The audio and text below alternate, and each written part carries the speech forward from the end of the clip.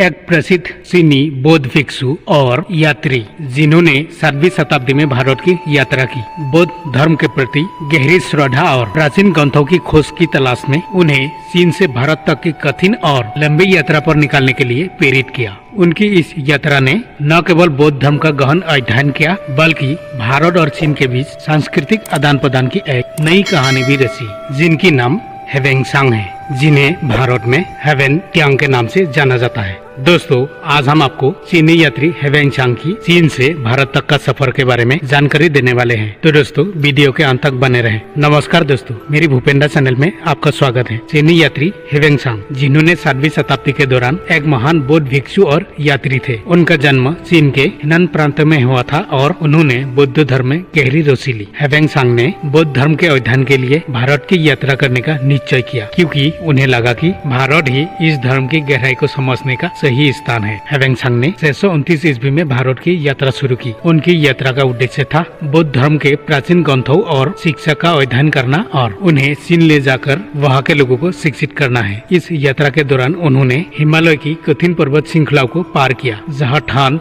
भूख और थकान से संघर्ष करना पड़ा, लेकिन उनकी जिज्ञासा और संकल्प ने उन्हें कभी हार नहीं मानने दी। भारत में पहुँचने के बाद हेवेंगसांग ने देश के विभिन्न हिस्सों का भ्रमण किया, जिनमें कश्मीर, पंजाब, उत्तर प्रदेश, बिहार और बंगाल शामिल थे। उन्होंने प्रसिद्ध बौद्ध विश्वविद्यालय नालंदा में अध्ययन किया, जो उस समय ज्ञान और शिक्षा का एक प्रमुख केंद्र था। वहाँ उन्होंने बौद्ध धर्म, वेद, युग और अन्य भारतीय दर्शनों का गहन अध्ययन किया। भारत की संस्कृति, परंपराएं और धार्मिक सहिष्णुता ने हेवेंगसांग को बहुत प्रभावित किया। उन्होंने महसूस किया कि यहाँ के वातावरण न केवल बौद्ध धर्म बल्कि हिंदू धर्म और जैन जैसी कई धार्मिक परंपराओं को भी पोषित करता है। हेवेंगसांग ने भारतीय संस्कृति को गहराई से समझा और यहाँ की लोगों की धार्मिक भक्ति और सहनशीलता की प्रशंसा की। 643 ईस्वी में लगभग 14 वर्षों की यात्रा और अध्ययन के बाद हेवेंगसांग चीन लौटे। उन्होंने अपने साथ बौद्ध धर्म की कई पांडुलिपियां और भारत के बारे में अपने अनुभवों का विशाल ज्ञान संग्रह किया। उन्होंने